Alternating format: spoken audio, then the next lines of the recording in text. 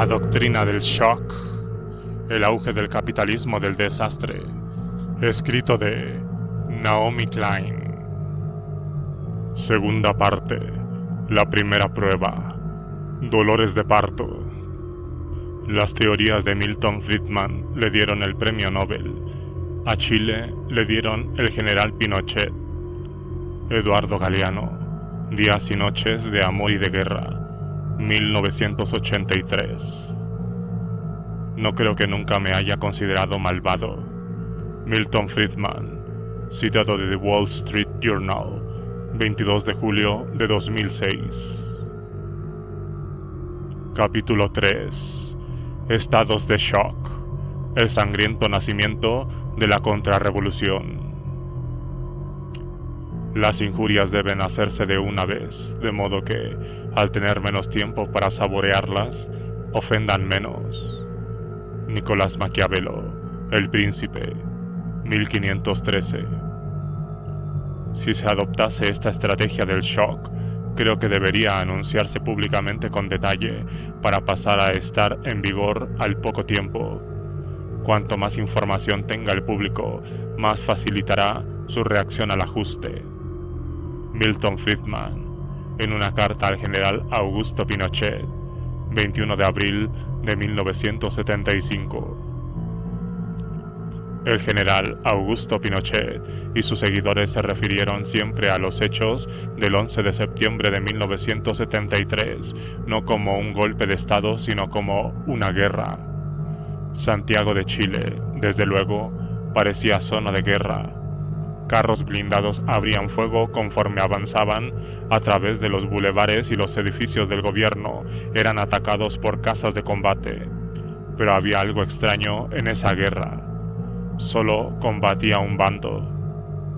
Desde el principio, Pinochet tuvo el completo control del ejército, la armada, los marines y la policía. El presidente Salvador Allende, mientras tanto, se opuso a que sus seguidores se organizaran en ligas de defensa, así que no disponía de ejército propio. La única resistencia procedió del Palacio Presidencial, La Moneda y de los tejados a su alrededor, desde donde Allende y sus allegados intentaron con gallardía defender la sede de la democracia chilena. No se puede decir que fuera una lucha justa, a pesar de que en el interior del palacio solo había 36 defensores fieles a Allende.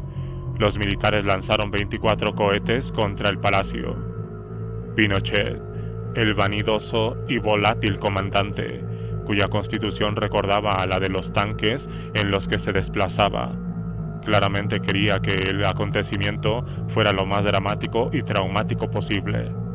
A pesar de que el golpe no fue una guerra, estaba diseñado para parecerlo, lo que lo convirtió en un precursor chileno de la estrategia de shock y conmoción. Difícilmente podría el shock haber sido mayor. A diferencia de la vecina Argentina, que había sido dirigida por 6 gobiernos militares en los 40 años previos, Chile carecía de experiencia en ese tipo de violencia. Había disfrutado de 160 años de pacífico gobierno democrático, los últimos ininterrumpidos.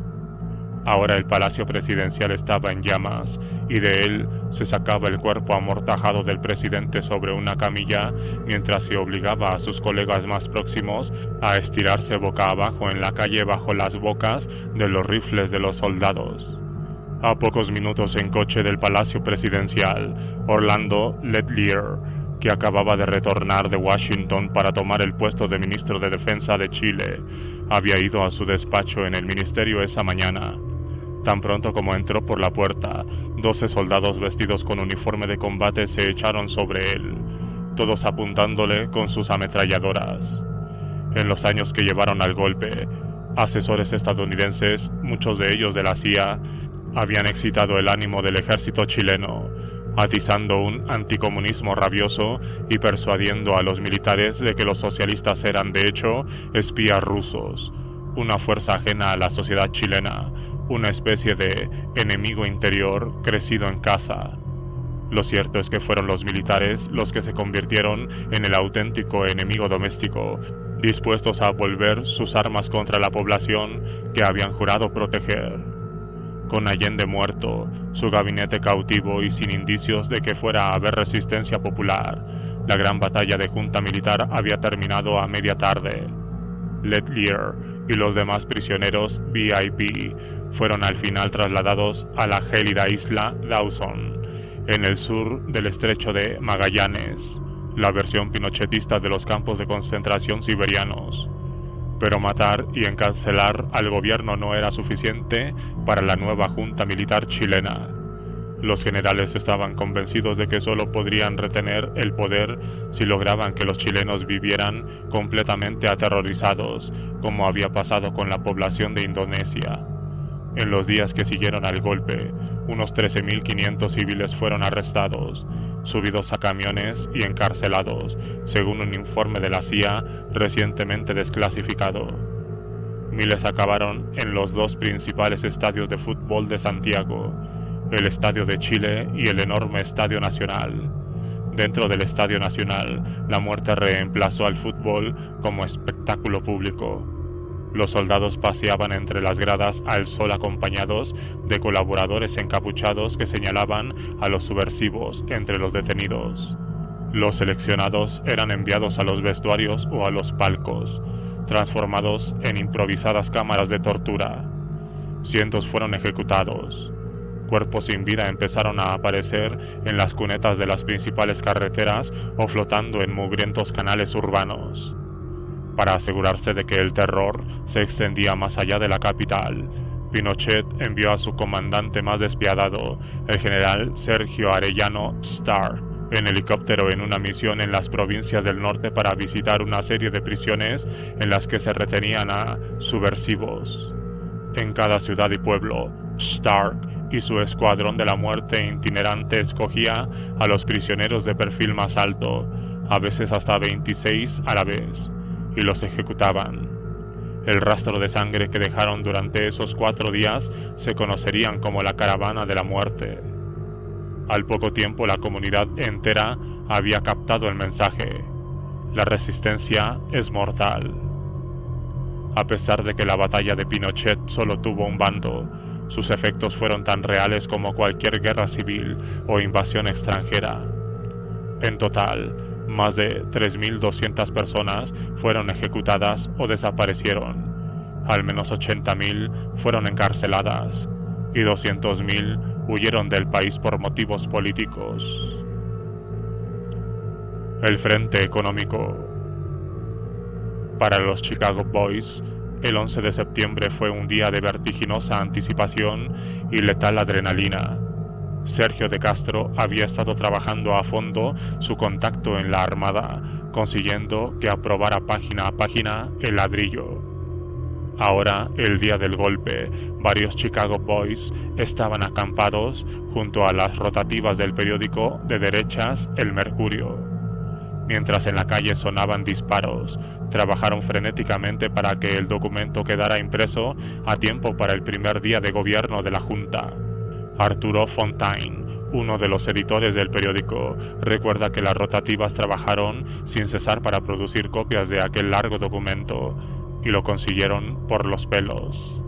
Antes del mediodía del miércoles 12 de septiembre de 1973, los generales de las Fuerzas Armadas que desempeñaban cargos de gobierno tenían el plan sobre sus escritorios.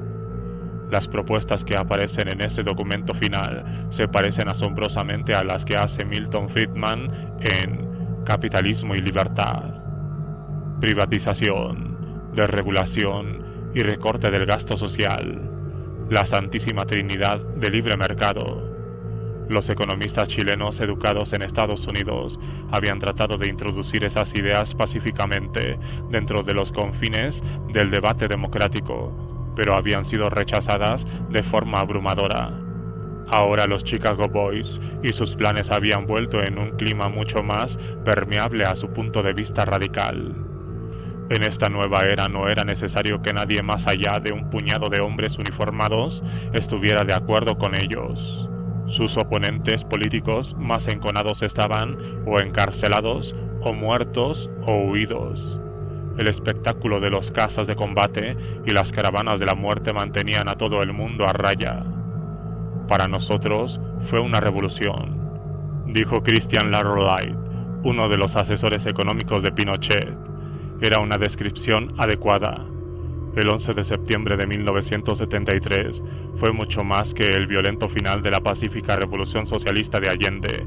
Fue el principio de lo que The Economist calificaría más tarde de contrarrevolución, la primera victoria concreta en la campaña de la Escuela de Chicago por recuperar las ganancias que se habían conseguido con el desarrollismo y el keynesianismo.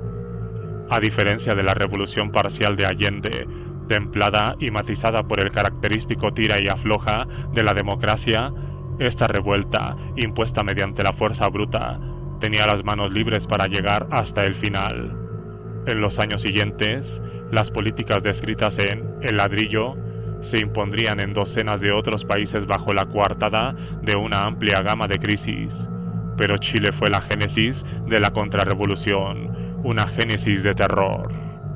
José Piñera, un alumno de la Facultad de Economía de la Universidad Católica, que se definía a sí mismo como un Chicago Boy, era estudiante de posgrado de Harvard cuando tuvo lugar el golpe. Al oír las buenas noticias regresó a casa para ayudar a fundar un país nuevo, dedicado a la libertad de las cenizas del antiguo. Según Piñera, que acabaría convirtiéndose en ministro de Trabajo y Minería con Pinochet, esta era la auténtica revolución, un movimiento radical, completo y sostenido hacia el libre mercado. Antes del golpe, Augusto Pinochet tenía reputación de ser muy educado, casi demasiado obsequioso, reputación de adular y dar siempre la razón a sus superiores civiles. Como dictador, Pinochet desveló nuevas facetas de su carácter. Se adueñó del poder con un regocijo indecoroso y adoptó la actitud de un monarca absoluto, declarando que el destino le había otorgado su cargo. Sin dilación, dirigió un golpe dentro del golpe para deshacerse de los otros 3 líderes militares con los que había acordado dividirse el poder y se hizo nombrar jefe supremo de la nación, además de presidente. Le encantaba la pompa y la ceremonia, prueba de su derecho a gobernar, y no desperdiciaba ninguna ocasión de vestirse con su uniforme prusiano, con capa y todo. Para moverse por Santiago, escogía una caravana de Mercedes-Benz dorados y a prueba de balas. A Pinochet se le daba bien gobernar de forma autoritaria, pero, igual que Suharto, no sabía prácticamente nada de economía. Eso era un problema, porque la campaña de sabotaje empresarial liderada por AT&T había conseguido hacer que la economía entrara en barrera y Pinochet se encontró con una crisis entre manos.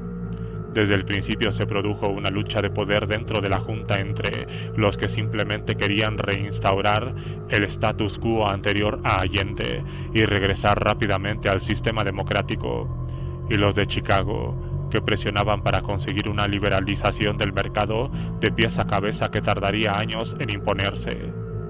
A Pinochet, que disfrutaba a fondo de sus nuevos poderes, no le gustaba nada la idea de que su destino fuera una simple operación de limpieza, limitada a restaurar el orden y luego marcharse. No somos como una aspiradora que barrió el marxismo para luego darle el poder a esos señores políticos, dijo. La visión de los de Chicago de una remodelación completa del país estaba en sintonía con su recién desatada ambición y, al igual que Suharto con la mafia de Beckerley, de inmediato nombró a varios licenciados de Chicago como sus principales asesores económicos, entre ellos Sergio de Castro, el líder de hecho del movimiento y principal autor del Ladrillo. Los llamaba los tecnos, los tecnócratas, lo cual encajaba con la pretensión de los de Chicago de que arreglar una economía era una cuestión científica y no de elecciones humanas subjetivas. Pese a que Pinochet entendía poco sobre inflación y tipos de interés, los tecnos hablaban un lenguaje que comprendía. Para ellos la economía era una fuerza de la naturaleza a la que había que respetar y obedecer porque ir contra la naturaleza es contraproducente y es engañarse a uno mismo, como explicó Piñera. Pinochet estaba de acuerdo. La gente, escribió en una ocasión, debe someterse a la estructura porque La naturaleza muestra que el orden básico y la jerarquía son necesarios. Esta convicción compartida de obedecer unas leyes naturales superiores formó la base de la alianza Pinochet-Chicago. Durante el primer año y medio, Pinochet siguió fielmente las reglas de Chicago. Privatizó algunas, aunque no todas, empresas estatales, entre ellas varios bancos. Permitió formas nuevas y muy avanzadas de especulación financiera.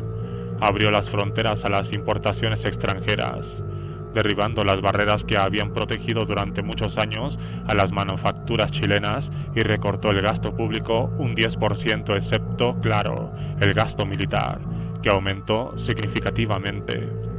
También eliminó el control de precios, una decisión radical en un país que llevaba regulando el coste de productos de primera necesidad como el pan y el aceite durante décadas.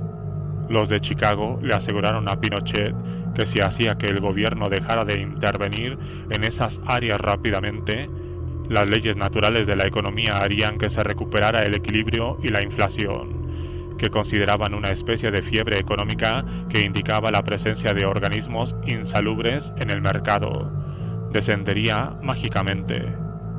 Se equivocaban.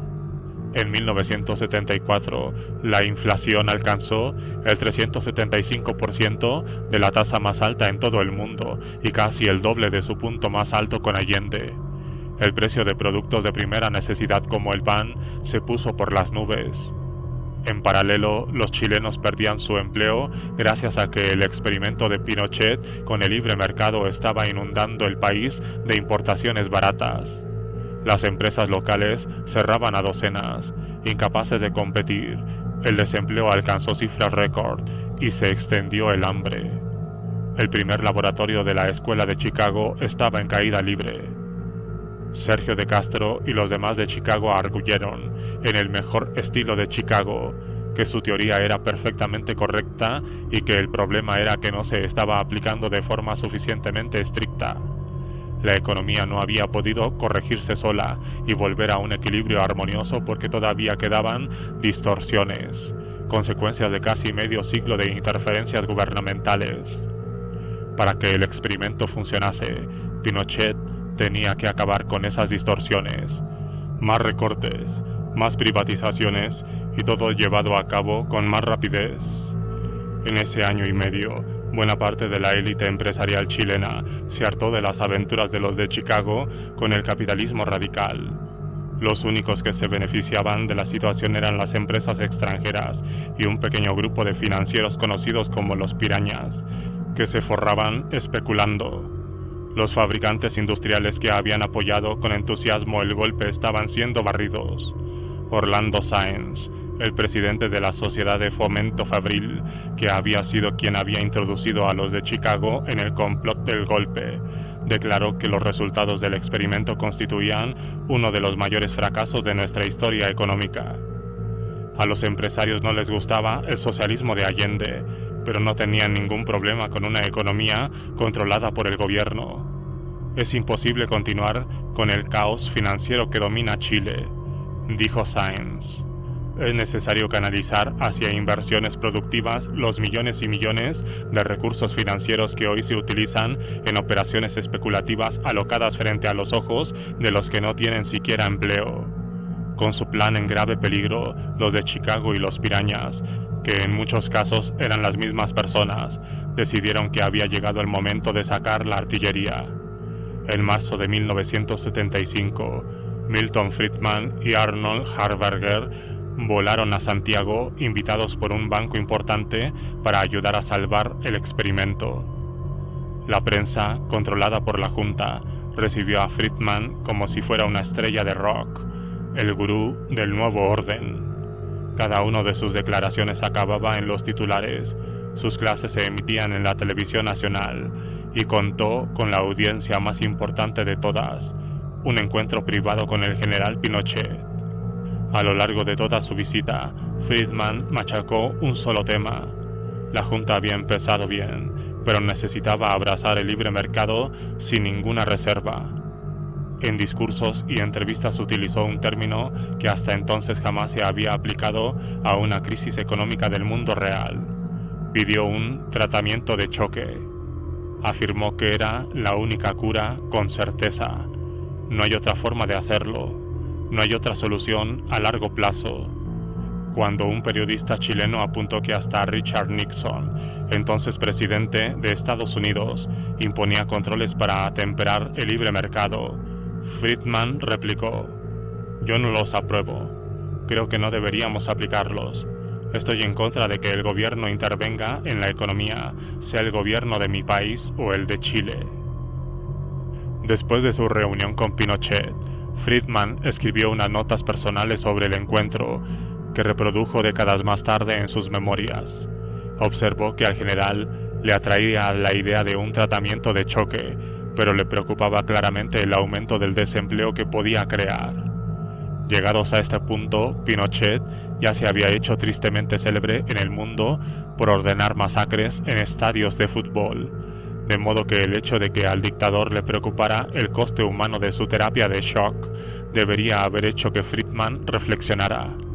Pero en vez de ello, insistió en su tesis en una carta de seguimiento a la que alabó las decisiones extremadamente sabias del general, pero animaba a Pinochet a recortar todavía mucho más el gasto público, un 25% en los próximos 6 meses, en todos los apartados, y a la vez le pedía que adoptara un paquete de políticas proempresariales que le acercarían más al completo libre mercado. Friedman predijo que los cientos de miles de personas que serían despedidas del sector público pronto encontrarían trabajo en el sector privado, que despegaría espectacularmente gracias a que Pinochet eliminaría tantos como sea posible de los obstáculos que ahora perjudican el mercado privado. Friedman aseguró al general que si seguían su consejo podrían anotarse el mérito de un milagro económico. Podría acabar con la inflación en unos meses, mientras que el problema del desempleo sería igualmente breve, cuestiones de meses, y la subsiguiente recuperación económica sería rápida. Pinochet tenía que actuar rápida y decididamente. Friedman subrayó la importancia del shock repetidamente. Usó la palabra 3 veces en su carta y subrayó que el gradualismo no era factible. Pinochet se convirtió. En su carta de respuesta, el jefe supremo de Chile expresaba su más alta y respetuosa admiración por Friedman y le aseguraba a este que el plan está aplicándose plenamente en estos momentos. Inmediatamente después de la visita de Friedman, Pinochet despidió a su ministro de Economía y entregó el cargo a Sergio de Castro, al que después ascendería a ministro de Finanzas. De Castro llenó el gobierno de colegas suyos de Chicago y nombró a uno de ellos director del Banco Central. Orlando Sáenz, que se había opuesto a los despidos masivos y al cierre de fábricas, fue sustituido al frente de la Sociedad de Fomento Fabril por alguien con una actitud más favorable al shock. Si hay empresarios que se quejan de ello, que se vayan al infierno. No les defenderé, declaró el nuevo director. Libres de críticos, Pinochet y de Castro empezaron a desmontar el estado del bienestar para alcanzar su pura utopía capitalista. En 1975 recortaron el gasto público el 27% de un solo golpe y siguieron recortando hasta que, hacia 1980, llegaron a la mitad de lo que era con Allende. Salud y educación fue lo más sufrido. Incluso The Economist, una admiradora del equipo de libre mercado, calificó lo que sucedía como una orgía de automutilación. De Castro privatizó casi 500 empresas y bancos estatales, prácticamente regalando muchos de ellos, puesto que lo que quería era ponerlos lo más rápido posible en el lugar que les correspondía dentro del orden económico. No se apiadó de las empresas locales y eliminó todavía más barreras arancelarias. El resultado fue la pérdida de 177.000 puestos de trabajo en la industria entre 1973 y 1983. A mediados de la década de 1980, la industria como porcentaje de la economía descendió a niveles que no se habían visto desde la Segunda Guerra Mundial. Tratamiento de choque era un nombre adecuado para lo que Friedman había recetado. Pinochet envió deliberadamente a su país a una profunda recesión, basándose en una teoría sin probar que afirmaba que la subida contracción haría que la economía recuperase la salud. En su lógica interna, esta medida era asombrosamente parecida a la de los psiquiatras que recetaron terapia electroconvulsivas en las décadas de 1940 y 1950, convencidos de que las conmociones deliberadamente inducidas con las descargas conseguirían mágicamente reiniciar los cerebros de sus pacientes. La teoría de la terapia de shock económica se basa en parte en el papel de las expectativas como combustible de un proceso inflacionario. Para poner freno a la inflación no basta con cambiar la política monetaria, sino que además hay que cambiar la actitud de los consumidores, empresarios y trabajadores. Lo que hace un cambio súbito y brutal de política es alterar rápidamente las expectativas y señalar al público que las reglas del juego han cambiado dramáticamente. Los precios no van a seguir subiendo ni tampoco los sueldos. Según esta teoría, cuanto antes se consiga mitigar las expectativas de inflación, más corto será el doloroso periodo de recesión y alto desempleo. Sin embargo, particularmente en países en los que la clase dirigente ha perdido su credibilidad ante el público, se dice que solo un shock político enorme y decidido puede lograr enseñar al público esta dura lección. Algunos economistas de la Escuela de Chicago afirman que el primer experimento con la terapia de shock se llevó a cabo en Alemania Occidental el 20 de junio de 1948. El ministro de Finanzas, Ludwig Erhard, eliminó la mayoría de los controles aplicados a los precios e introdujo una moneda nueva. Lo hizo rápidamente y sin previo aviso, lo que supuso un shock tremendo para la economía alemana, que llevó a una subida masiva de desempleo. Pero ahí es donde terminan las similitudes. Las reformas de Erhard se limitaron a los precios y a la política monetaria y no fueron acompañadas de recortes en los programas sociales ni por la rápida introducción del libre mercado, y se tomaron muchas precauciones para proteger a los ciudadanos del shock, entre ellas el aumento de los salarios. Alemania Occidental, incluso después del shock, se adecuaba con facilidad a la definición que Friedman hacía de un estado del bienestar casi socialista. Ofrecía vivienda de protección oficial, pensiones, sanidad pública y un sistema educativo estatal, mientras que además el gobierno dirigía y subsidiaba casi todo, desde el teléfono a plantas productoras de aluminio. Concederle a Erhard el mérito de haber inventado la terapia de shock es una historia agradable, puesto que su experimento tuvo lugar después de que Alemania Occidental fuera liberada de la tiranía. El shock de Erhard, sin embargo, no se parece en nada a las transformaciones radicales que hoy se entienden como terapia económica de shock. Los pioneros de este método fueron Friedman y Pinochet, en un país que acababa de perder su libertad. Causar una recesión o una depresión es una idea brutal, pues conlleva crear pobreza generalizada, motivo por el cual ningún líder político hasta ese momento había estado dispuesto a poner a prueba la teoría. ¿Quién querría ser responsable de lo que Business Week denominó un mundo a lo Dr. Strangelove, en el que se impulsa deliberadamente la recesión? Pinochet quería hacerlo. En el primer año de la terapia de shock recetada por Friedman, la economía chilena se contrajo un 15% y el desempleo, que solo sufría un 3% con Allende, alcanzó el 20%, un porcentaje inaudito en el Chile de la época.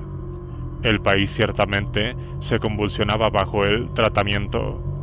Contrariamente a lo que Friedman predijo con optimismo, la crisis duró años, no meses. Hacia 1986, 1 de cada 5 trabajadores industriales había perdido su empleo. La Junta, que había adoptado inmediatamente la metáfora de la enfermedad que utilizó Friedman, no se arrepentía de nada y explicaba que se había escogido ese camino porque es el único que ataca directamente las causas de la enfermedad. Friedman estaba de acuerdo. Cuando un periodista le preguntó si el coste social de sus políticas no sería excesivo, respondió: «Esa es una pregunta estúpida». A otro periodista le dijo: Lo único que me preocupa es que perseveren el tiempo necesario y con la fuerza necesaria. Es interesante saber que la mayor crítica hacia la terapia de shock procedió de uno de los propios ex-alumnos de Friedman, André Gunder Frank. Durante sus años en la Universidad de Chicago en la década de 1950, Gunder Frank, originario de Alemania, oyó hablar tanto sobre Chile que cuando se doctoró en economía decidió ir él mismo al país que sus profesores habían descrito como una distopía desarrollista mal gestionada.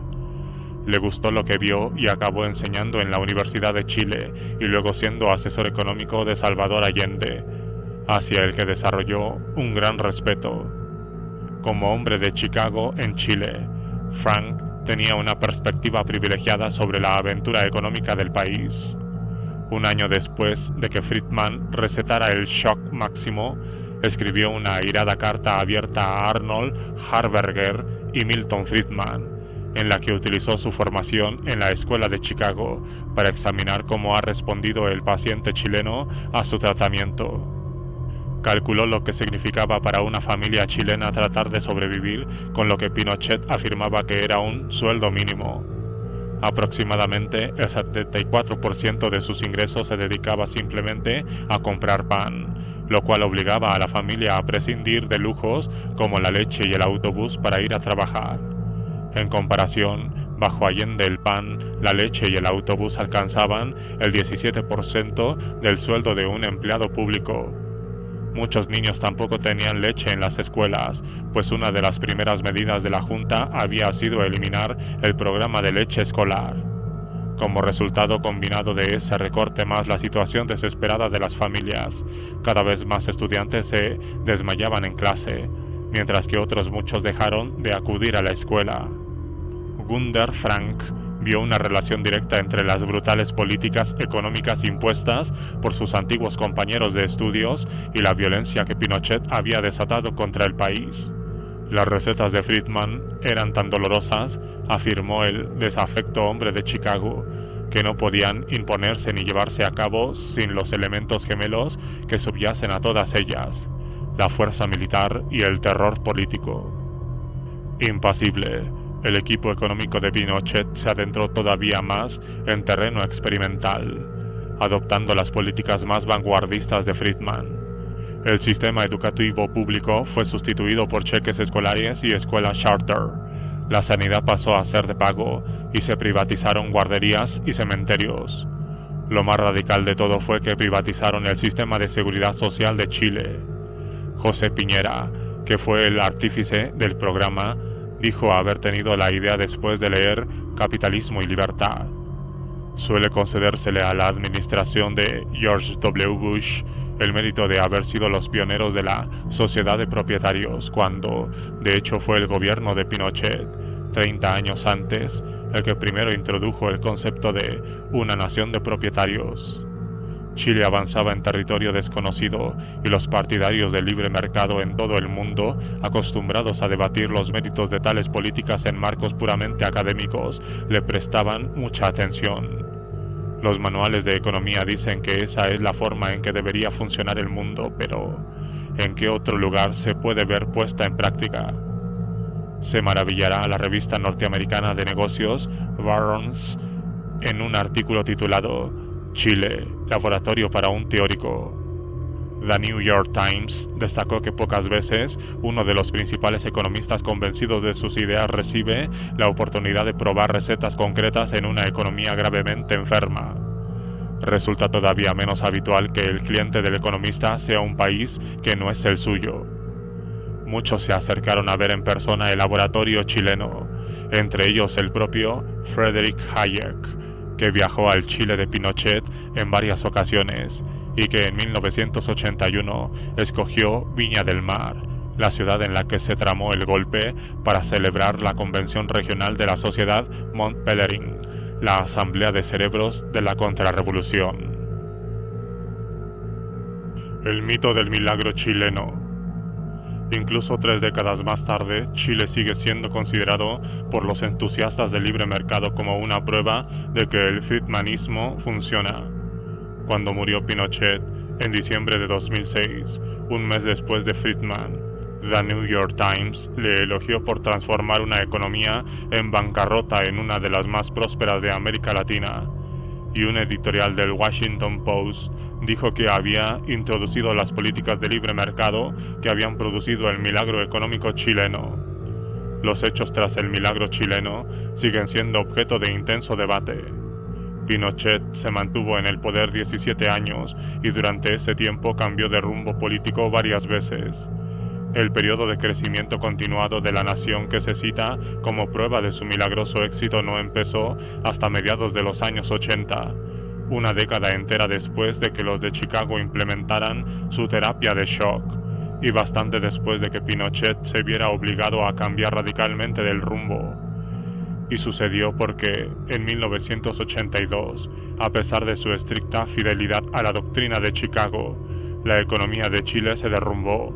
Explotó la deuda, se enfrentaba de nuevo a la hiperinflación y el desempleo alcanzó el 30%, 10 veces más que con Allende. La causa principal fue que las pirañas, las empresas financieras al estilo de Enron, a las que los de Chicago habían liberado de cualquier tipo de regulación, habían comprado los activos del país con dinero prestado y acumularon una enorme deuda de 14.000 millones de dólares. La situación era tan inestable que Pinochet se vio obligado a hacer exactamente lo mismo que había hecho Allende. Nacionalizó muchas de estas empresas.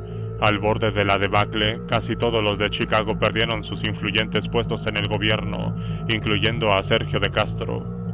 Muchos otros licenciados de Chicago tenían altos cargos en las empresas de los pirañas y fueron investigados por fraude, con lo que se desvaneció la fachada de neutralidad científica tan fundamental para la identidad que se había construido los de Chicago.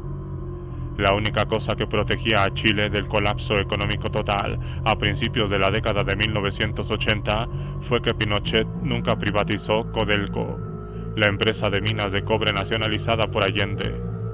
Esa única empresa generaba el 85% de los ingresos por exportación de Chile, lo que significaba que cuando la burbuja financiera estalló, el Estado siguió contando con una fuente constante de fondos. Está claro que Chile nunca fue el laboratorio puro de libre mercado que muchos de sus partidarios creyeron. Al contrario, fue un país donde una pequeña élite pasó de ser rica a súper rica en un plazo brevísimo basándose en una fórmula que daba grandes beneficios financiándose con deuda y subsidios públicos, pero luego recurrió también al dinero público para pagar aquella deuda. Si uno consigue apartar el boato y el clamor de los vendedores, el Chile de Pinochet y los de Chicago no fue un Estado capitalista con un mercado libre de trabas, sino un Estado corporativista. El corporativismo se refería originalmente al modelo de Estado ideado por Mussolini, un Estado policial gobernado bajo una alianza de las tres mayores fuentes de poder de una sociedad: el gobierno, las empresas y los sindicatos, todos colaborando para mantener el orden en nombre del nacionalismo. Lo que Chile inauguró con Pinochet fue una evolución del corporativismo, una alianza de apoyo mutuo en la que un Estado policial y las grandes empresas unieron fuerzas para lanzar una guerra total contra el tercer centro de poder, los trabajadores, incrementando con ello de manera espectacular la porción de riqueza nacional controlada por la alianza. Esa guerra, que muchos chilenos comprensiblemente ven como una guerra de los ricos contra los pobres y la clase media, es la auténtica realidad tras el milagro económico de Chile. Hacia 1988, cuando la economía se había estabilizado y creció con rapidez, el 45% de la población había caído por debajo del umbral de la pobreza.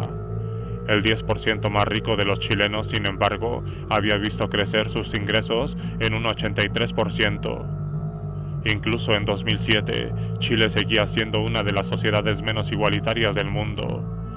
De las 123 naciones en que Naciones Unidas monitoriza la desigualdad, Chile ocupaba el puesto 116, lo que le convierte en el 8º país con mayores desigualdades de la lista. Si ese historial hace que Chile sea un milagro para los economistas de la Escuela de Chicago, quizás sea porque el tratamiento de choque nunca tuvo como objetivo devolver la salud a la economía, Quizás se suponía que tenía que hacer exactamente lo que hizo, enviar la riqueza a los de arriba y conmocionar a la clase media hasta borrarla del mapa. Así lo creía Orlando Letelier, exministro de Defensa con Allende. Después de pasar un año en las prisiones de Pinochet, Letelier consiguió escapar de Chile gracias a una intensiva campaña de presión internacional. Al contemplar desde el extranjero el rápido empobrecimiento de su país, Letelier escribió en 1976 que, durante los últimos 3 años, varios miles de millones de dólares fueron sacados de los bolsillos de los asalariados y depositados en los de los capitalistas y terratenientes. La concentración de la riqueza no fue un accidente, sino la regla. No es el resultado colateral de una situación difícil, que es lo que a la Junta le gustaría que el mundo creyera, sino la base de un proyecto social. No es una desventaja de la economía, sino un éxito político temporal. Lo que Letelier no podía saber entonces era que Chile, bajo el gobierno de la Escuela de Chicago, ofrecía un avance del futuro de la economía global, una pauta que se repetiría una y otra vez, de Rusia a Sudáfrica y a Argentina.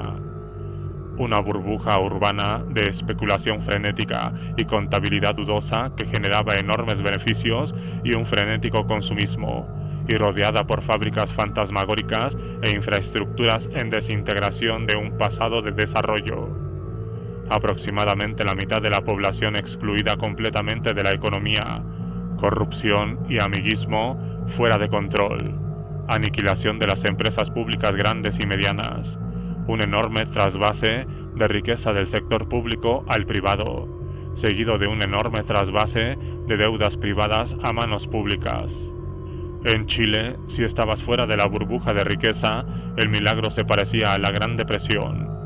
Pero dentro de su caparazón estanco, los beneficios fluían tan libre y rápidamente que el dinero fácil, que las reformas estilo terapia de shock hacen posible, se ha convertido desde entonces en la cocaína de los mercados financieros. Y es por eso por lo que el mundo financiero no respondió a las obvias contradicciones del experimento chileno, reevaluando las premisas básicas de laissez-faire. En lugar de ello, reaccionó como reacciona un drogadicto. Se preguntó dónde conseguir la siguiente dosis. La revolución se extiende, el pueblo desaparece. Durante un tiempo la siguiente dosis la aportaron otros países del Cono Sur a los que la contrarrevolución de la Escuela de Chicago se extendió rápidamente. Brasil estaba ya bajo el control de una junta apoyada por Estados Unidos, y muchos de los estudiantes brasileños de Friedman ocupaban puestos clave en el gobierno. Friedman viajó a Brasil en 1973, en la época de mayor brutalidad del régimen, y declaró que el experimento económico era un milagro. En Uruguay, los militares dieron un golpe de Estado en 1973 y al año siguiente decidieron seguir el rumbo trazado por Chicago. Ante la falta de uruguayos licenciados en la Universidad de Chicago, los generales invitaron a Arnold Harberger y a el profesor de economía Larry Shackstad de la Universidad de Chicago y su equipo, que incluía el exalumno de Chicago argentinos, chilenos y brasileños, para que reformaran el sistema impositivo y la política comercial de Uruguay. Los efectos sobre la sociedad anteriormente igualitaria de Uruguay fueron inmediatos. Los salarios reales descendieron un 28% y hordas de mendigos aparecieron por primera vez en las calles de Montevideo. El siguiente país en unirse al experimento fue Argentina en 1976, cuando una junta arrebató el poder a Isabel Perón.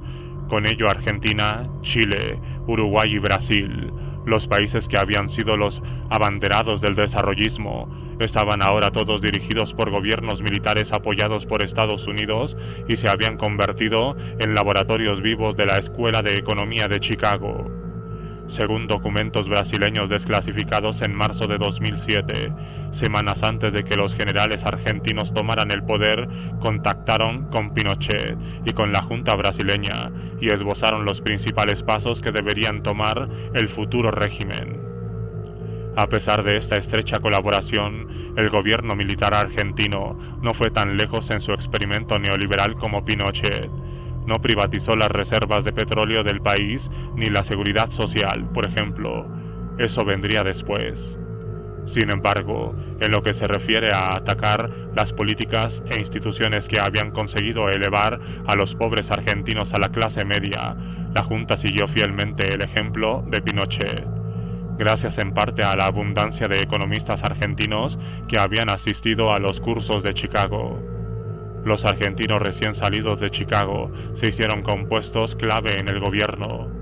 Secretario de Finanzas, presidente del Banco Central y director de investigaciones del Departamento del Tesoro del Ministerio de Finanzas, además de otros puestos económicos de menor nivel. Pero mientras a los de Chicago, de la rama argentina, fueron partícipes entusiastas del gobierno militar, el principal puesto económico no fue para ninguno de ellos, sino para José Alfredo Martínez de Hoz.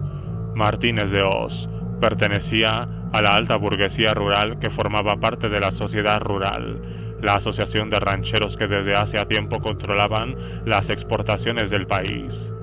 A estas familias, lo más cercano a una aristocracia que tenía Argentina, el orden económico feudal les parecía perfecto. No tenían que preocuparse de que sus tierras se redistribuyeran entre los campesinos, ni de que el precio de la carne se redujera para que todo el mundo pudiera comer. Martínez de Hoz había presidido la sociedad rural, igual que su padre y su abuelo antes que él. También formaba parte de los consejos de administración de varias multinacionales, entre ellas Pan American Airways, AT&T.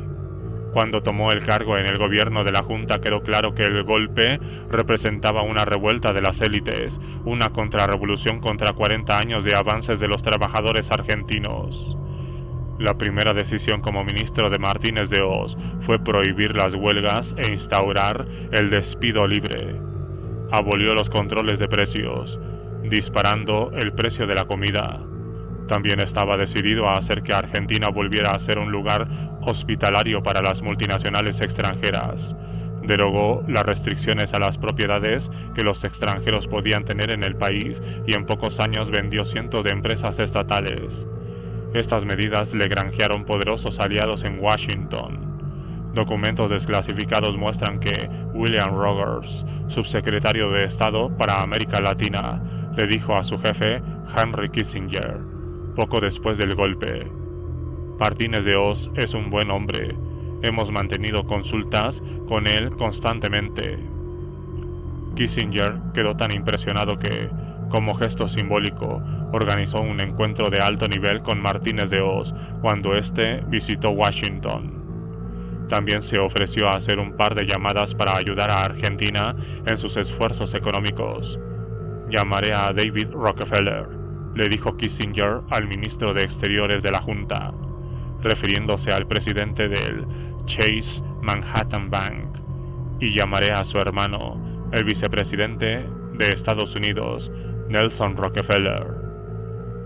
Para atraer inversores extranjeros, Argentina publicó un folleto de 31 páginas en Business Week, producido por Burson Marsteller, un gigante de las relaciones públicas, en el que se declaraba que pocos gobiernos en la historia han animado más a la inversión privada. Estamos realizando una auténtica revolución social y buscamos socios. Nos estamos desembarazando del estatalismo y creemos firmemente en la importancia fundamental del sector privado. También en esta ocasión el impacto humano fue inconfundible.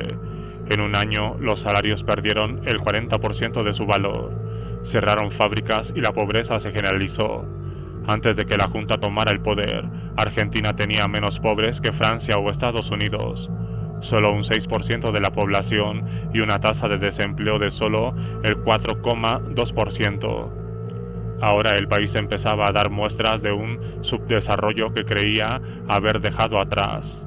Los barrios pobres carecían de agua corriente y enfermedades que podían prevenirse se convertían en epidemias. En Chile, Pinochet tuvo las manos libres para destripar a la clase media gracias a la forma devastadora y aterradora en que se hizo con el poder.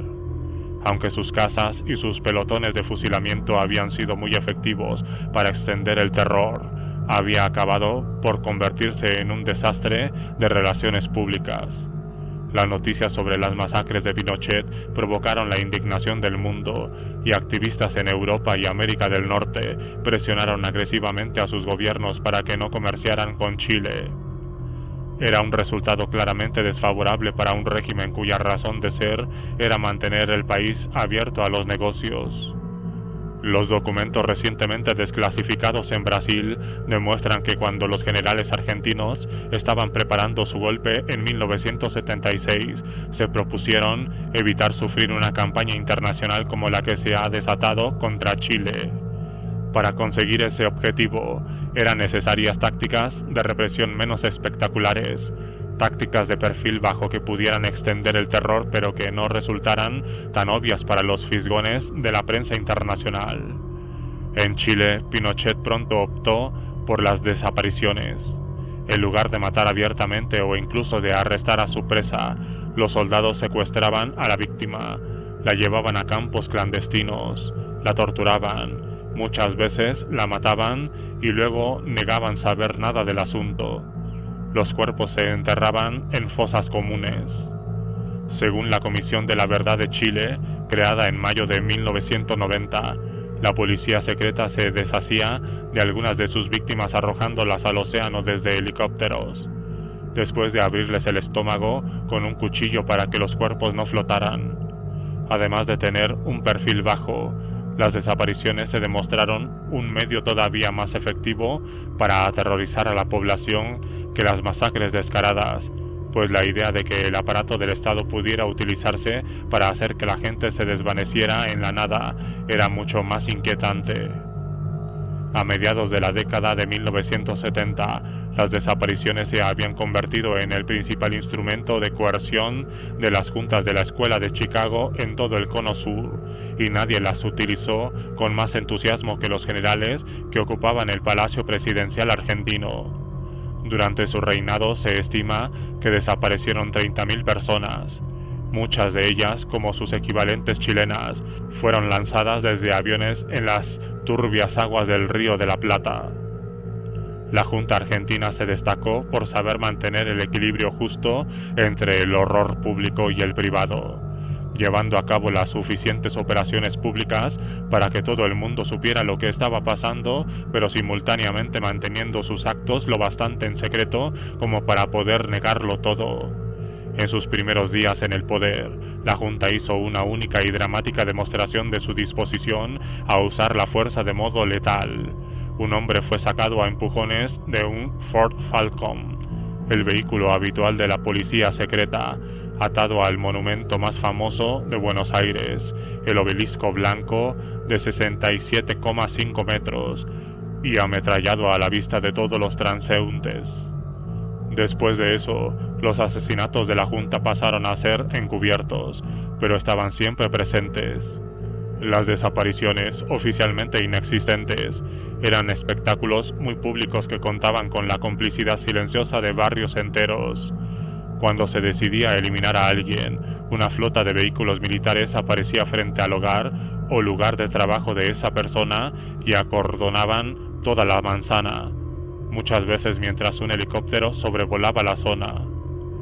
A plena luz del día y a la vista de los vecinos, la policía o los soldados echaban la puerta abajo y se llevaban a la víctima, que a menudo gritaba su nombre antes de que se la llevaran en el Ford Falcon, que aguardaba con la esperanza de que la noticia de lo sucedido llegase a su familia. Algunas operaciones encubiertas eran mucho más descaradas. La policía subía a un autobús abarrotado y se llevaba a pasajeros arrastrándolos por el pelo. En la ciudad de Santa Fe, una pareja fue secuestrada en el altar durante su boda, en una iglesia repleta de gente. El carácter público del terror no cesaba con la captura inicial. Una vez bajo custodia, en Argentina los prisioneros eran conducidos a uno de los más de 300 campos de tortura que había en el país. Muchos de ellos estaban situados en zonas residenciales densamente pobladas. Uno de los más conocidos ocupaba el local de un antiguo club atlético en una concurrida calle de Buenos Aires. Otro estaba en una escuela en el centro de Bahía Blanca, y aún otro en una ala de un hospital que seguía funcionando como centro sanitario. En estos centros de tortura se veían entrar y salir a toda velocidad vehículos militares a horas extrañas. Se podían oír gritos a través de las mal insonorizadas paredes, y se veía entrar y salir extraños paquetes con forma de persona. Los vecinos eran conscientes de todo ello y guardaban silencio. El régimen uruguayo era igual de descarado. Uno de sus principales centros de tortura estaban en unos barrancones de la Marina que daban al paseo marítimo de Montevideo, una zona junto al océano por la que antes solían pasear e ir de picnic las familias. Durante la dictadura, aquel bello lugar estaba vacío, y los vecinos de la ciudad evitaban cuidadosamente oír los gritos. La Junta Argentina era particularmente chapucera al deshacerse de sus víctimas. Un paseo por el campo podía acabar siendo una pesadilla porque las fosas comunes apenas estaban escondidas. Aparecían cuerpos en cubos de basura, sin dedos ni dientes, igual que sucede hoy en Irak. O, después de uno de los vuelos de la muerte de la Junta, aparecían cadáveres flotando en la orilla del Río de la Plata, a veces hasta una docena a la vez. En algunos casos hasta llovían desde helicópteros y caían en el campo de un granjero. Todos los argentinos fueron de alguna forma reclutados como testigos de la erradicación de sus conciudadanos, y aún así la mayoría afirmaba no saber qué sucedía. Hay una frase que los argentinos utilizaban para explicar la paradoja del haber visto cosas pero cerrar los ojos ante el terror, que era el estado mental predominante en aquellos años. No sabíamos lo que nadie podía negar. Puesto que muchos de los perseguidos por las distintas juntas a menudo se refugiaban en uno de los países vecinos, los gobiernos de la región colaboraron, entre ellos en la conocida Operación Cóndor. Con Cóndor, las agencias de inteligencia del Cono Sur compartían información sobre subversivos, ayudadas por un sistema informático de tecnología punta suministrado por Washington, y dieron mutuamente a sus respectivos agentes salvoconducto para llevar a cabo secuestros y torturas cruzando la frontera, un sistema inquietantemente parecido a la actual red de extradiciones de la CIA. La operación latinoamericana parece haberse basado en la noche y niebla de Hitler. En 1941, Hitler decretó que los miembros de la resistencia que se capturaran en los países ocupados por los nazis fueran trasladados a Alemania para que se desvanecieran en la noche y la niebla. Muchos nazis de alto nivel se refugiaron en Chile y Argentina tras la Segunda Guerra Mundial, y algunos han especulado con la posibilidad de que entrenaran a los servicios de inteligencia del Cono Sur en esas tácticas. Las juntas también intercambiaban información sobre los medios más efectivos para extraer información a los prisioneros que cada una de ellas habían descubierto. Varios chilenos torturados en el Estadio de Chile en los días posteriores al golpe destacaron el inesperado detalle de que habían soldados brasileños en la sala aconsejando sobre usar científicamente el dolor. Hubo incontables oportunidades para este tipo de intercambios durante este periodo, muchas de ellas a través de Estados Unidos y con la implicación de la CIA. Una investigación de 1975 del Senado estadounidense sobre la intervención en Chile descubrió que la CIA había entrenado al ejército de Pinochet en formas de controlar la subversión. Está perfectamente documentado, además, que Estados Unidos asesoró a las policías brasileña y uruguaya en técnicas de interrogación. Según un testimonio judicial citado en el informe de la Comisión de la Verdad, Brasil, Nunca Más, publicado en 1985, oficiales del ejército asistieron a clases de tortura impartidas por unidades de la policía militar, durante las cuales se les mostraron varias diapositivas que ilustraban diversos métodos atroces. Durante estas sesiones se hacía venir a prisioneros para demostraciones prácticas, en las que eran torturados mientras hasta 100 sargentos del ejército miraban y aprendían. El informe afirma que una de las primeras personas en introducir esta práctica en Brasil fue Dan Mitrione, un agente de policía estadounidense. Como instructor de policía en Belo Horizonte durante los primeros años del régimen militar brasileño, Mitrione recogió a mendigos de las calles y los torturó en sus clases para que la policía local aprendiera diversas formas de crear en el prisionero la contradicción suprema entre el cuerpo y la mente. Mitrione pasó luego a organizar la formación de la policía en Uruguay, donde en 1970 fue secuestrado y asesinado por los Tupamaros.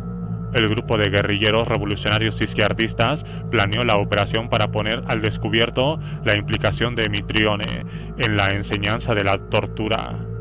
Según uno de sus exalumnos, Mitrione insistía, como los autores del manual de la CIA, que la tortura efectiva no se basaba en el sadismo, sino en la conciencia. Su lema era: el dolor preciso en el punto preciso, en la cantidad precisa. Los resultados de sus enseñanzas se pueden ver con claridad en todos los informes sobre derechos humanos en el Cono Sur realizados en este siniestro periodo. Una y otra vez dan testimonio de los métodos característicos codificados en el manual Kunbark. Arrestados a primera hora de la mañana, encapuchamientos, total aislamiento, drogas, desnude forzado, electroshocks. Y en todas partes el terrible legado de los experimentos de McGill con las depresiones económicas inducidas deliberadamente. La soberbia película de Costa Gabras, Estado de Sitio, 1972, se basa en estos hechos. Los prisioneros liberados del Estadio Nacional de Chile dicen que las brillantes luces del campo estuvieron encendidas las 24 horas del día y que parecía que el ritmo de las comidas se rompía deliberadamente. Los soldados obligaron a muchos de los prisioneros a llevar mantas sobre la cabeza para que no pudieran ni ver ni oír con normalidad. Una práctica incomprensible puesto que todos los prisioneros sabían que estaban en el estadio. El efecto de las manipulaciones, informaron los prisioneros, fue que perdieron el sentido de cuando era de noche y de día, y que aumentó la conmoción y el pánico desencadenados por el golpe y los subsiguientes arrestos. Fue casi como si el estadio se hubiera convertido en un laboratorio gigante, y ellos en cobayas de un extraño experimento de manipulación sensorial. Una ampliación más fiel de los experimentos de la CIA pudo verse en la prisión chilena de Villa Grimaldi, conocida por sus cuartos chilenos, compartimientos de aislamiento hechos de madera y tan pequeños que los presos no podían arrodillarse ni estirarse en el suelo. Los prisioneros de la prisión uruguaya Libertad eran enviados a la isla, pequeñas celdas sin ventanas en las que solo había una bombilla, que siempre estaba encendida. Los prisioneros más importantes fueron mantenidos aislados durante más de una década. Empezamos a pensar que estábamos muertos, que nuestras celdas no eran celdas sino más bien tumbas, que el mundo exterior no existía y que el sol era solo un mito, recordó Mauricio Rosenkopf, uno de esos prisioneros. Vio el sol durante un total de 8 horas durante 11 años y medio. A tal extremo llegó el embotamiento de sus sentidos durante el tiempo de reclusión que olvidé los colores. Los colores no existían. La administración de la prisión de la Libertad trabajaba codo con psicólogos conductistas para diseñar técnicas de tortura a medida del perfil psicológico de cada individuo, un método que hoy se aplica en la base de Guantánamo. En la Escuela Mecánica de la Armada, uno de los mayores centros de tortura de Buenos Aires, la cámara de aislamiento se conocía como La Capucha. Juan Miranda, que pasó 3 meses en La Capucha, me contó cómo era ese lugar oscuro. Te mantenían con los ojos vendados y encapuchado y con las manos y las piernas esposadas, tumbado boca abajo en un colchón de espuma durante todo el día, en el ático de la prisión. No podía ver a los demás prisioneros. Me separaban de ellos planchas de contrapachado. Cuando los guardias traían la comida, me ponían de cara a la pared y luego me levantaban la capucha para que pudiera comer. Era la única ocasión en la que nos permitían sentarnos. Por lo demás siempre teníamos que estar tendidos. Otros prisioneros argentinos padecieron la desnutrición sensorial en celdas del tamaño de un ataúd, llamados tubos. Lo único que aliviaba el aislamiento era el todavía peor destino de la sala de interrogatorios. La técnica más extendida, usada en cámaras de tortura de los regímenes militares de toda la región, era el electroshock. Existían docenas de variantes sobre cómo se aplicaba la corriente al cuerpo del prisionero, con cables al descubierto, con teléfonos militares, con agujas bajo las uñas, mediante pinzas colocadas en las encías, pezones, genitales, orejas, bocas, heridas abiertas, en cuerpos remojados con agua para aumentar la intensidad de la carga, o en cuerpos atados a mesas o a la silla dragón metálica de Brasil.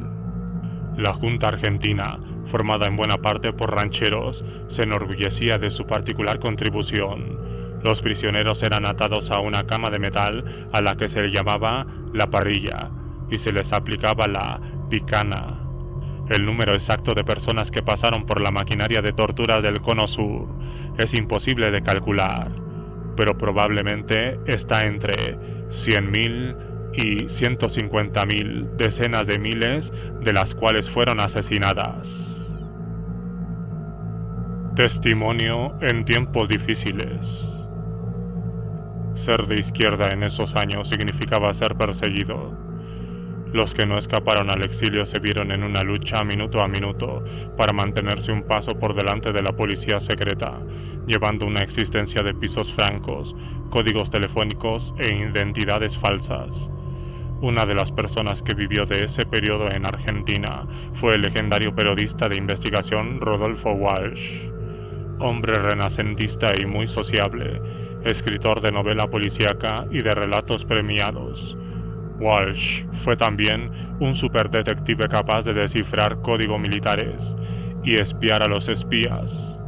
Obtuvo su mayor triunfo trabajando como periodista en Cuba, al interceptar y descifrar un telegrama de la CIA que demolía la coartada de la invasión de Bahía de Cochinos.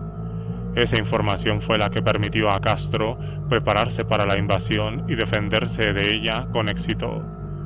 Cuando la anterior Junta Militar Argentina prohibió el peronismo y estranguló la democracia, Walsh decidió unirse a los montoneros como su experto en inteligencia.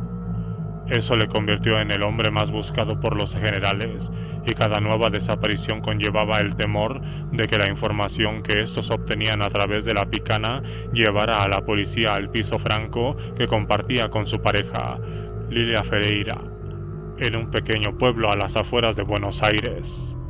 Los montoneros se formaron como respuesta a la anterior dictadura.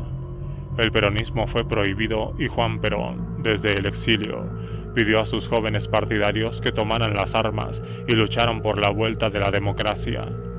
Lo hicieron y los montoneros, aunque tomaron parte en ataques armados y en secuestros, tuvieron un papel importante en conseguir que en 1973 hubiera elecciones democráticas con un candidato peronista.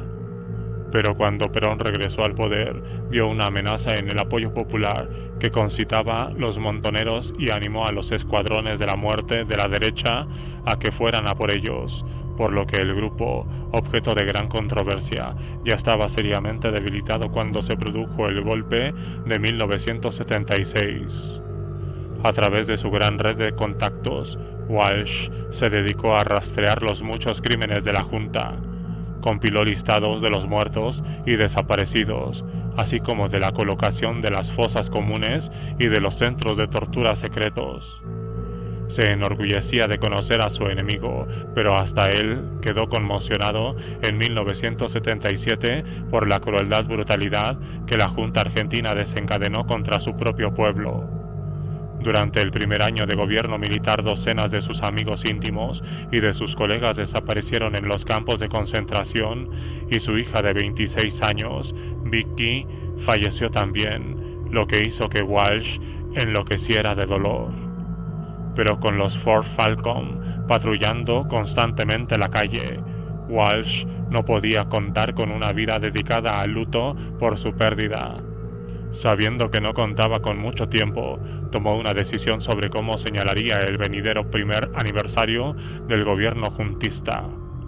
Mientras los periódicos del régimen se deshacían en elogios hacia los generales por haber salvado a la nación, él escribiría su propia versión, sin censuras, de la depravación en la que su país había caído. Se titularía La carta abierta de un escritor a la Junta Militar, y estaba escrita con la característica valerosa claridad de Walsh. La escribió sin esperanza de ser escuchado, con la certeza de ser perseguido, pero fiel al compromiso que asumía hace mucho tiempo de dar testimonio en momentos difíciles. La carta sería una decidida condena tanto de los métodos del terrorismo de Estado como del sistema económico al cual servían. Walsh planeaba distribuir su carta abierta del mismo modo que había distribuido sus anteriores comunicados clandestinos, haciendo 10 copias y luego enviándolas desde 10 buzones distintos dirigidas a 10 contactos cuidadosamente escogidos que se encargarían de seguir distribuyéndolas. Quiero que esos cabrones sepan que todavía estoy aquí, vivo y escribiendo, le dijo a Lilia al sentarse frente a su máquina de escribir, Olimpia. La carta empieza con una descripción de la campaña terrorista de los generales, mencionando su utilización de la tortura absoluta, intemporal, metafísica, así como la participación de la CIA en la formación de la policía argentina. Después de enumerar los métodos de tortura y las fosas de forma dolorosamente detallada, Walsh cambia súbitamente de marcha. Estos hechos, que sacuden la conciencia del mundo civilizado, no son sin embargo los que mayores sufrimientos han traído al pueblo argentino, ni las peores violaciones de los derechos humanos en que ustedes incurren. En la política económica de ese gobierno debe buscarse no solo la explicación de sus crímenes, sino una atrocidad mayor que castiga a millones de seres humanos con la miseria planificada. Basta andar unas horas por el Gran Buenos Aires para comprobar la rapidez con que semejante política la convirtió en una villa mísera de 10 millones de habitantes. El sistema que describía Walsh era el neoliberalismo de la Escuela de Chicago, el modelo económico que se iba a hacer con el mundo.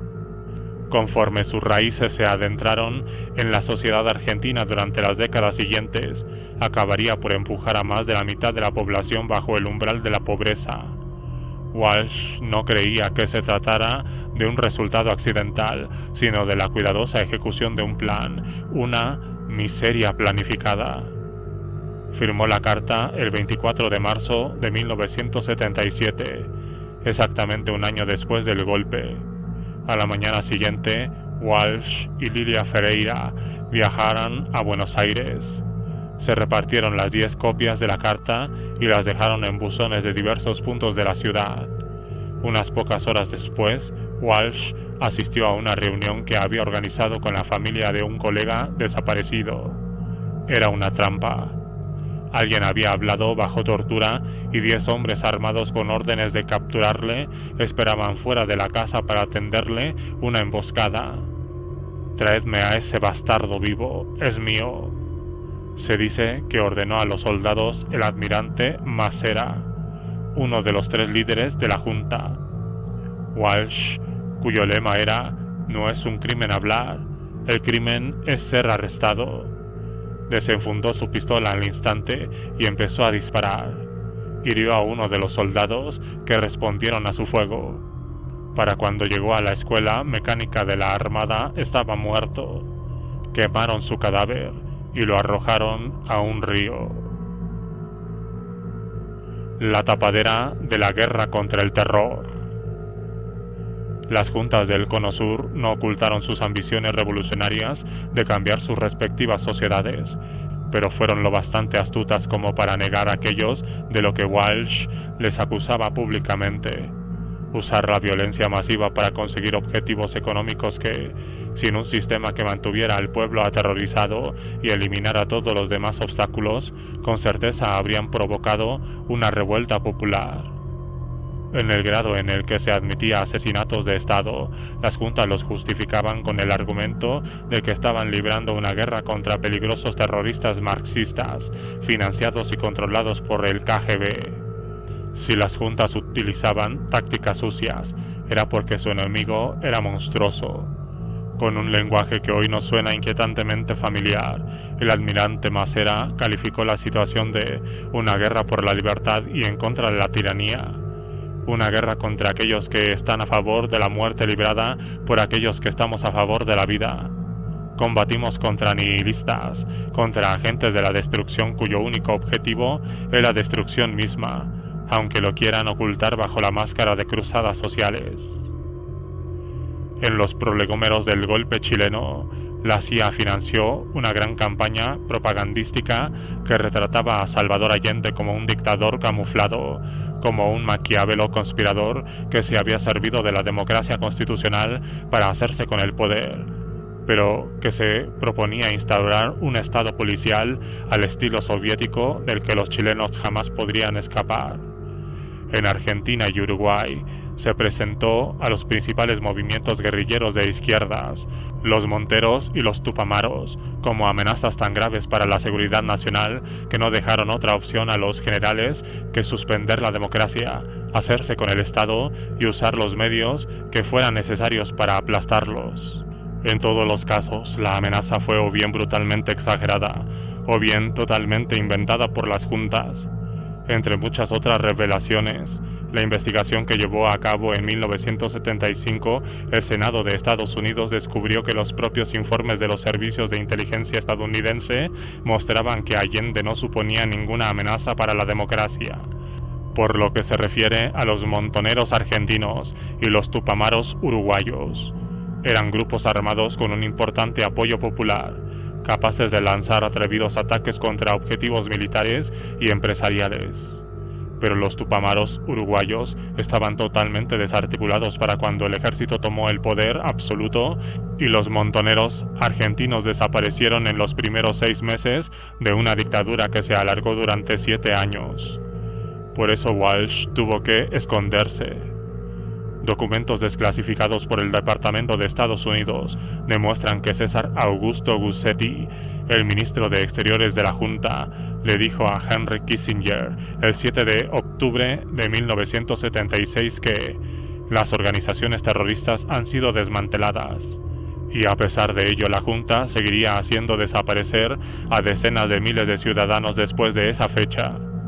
Durante muchos años, el Departamento de Estado también presentó las guerras sucias del Cono Sur como igualadas batallas entre los militares y peligrosas guerrillas, una lucha que a veces se les iba de las manos a las juntas, pero que aún así valía la pena apoyar militar y económicamente.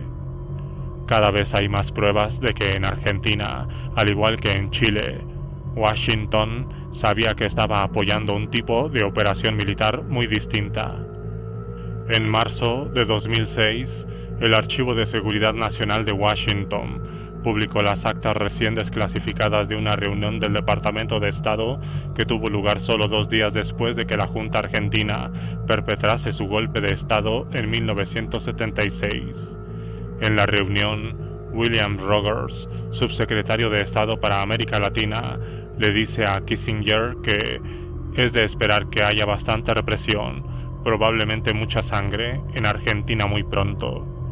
Creo que van a tener que dar muy duro no solo a los terroristas, sino también a los disidentes de los sindicatos y a sus partidos. Así fue.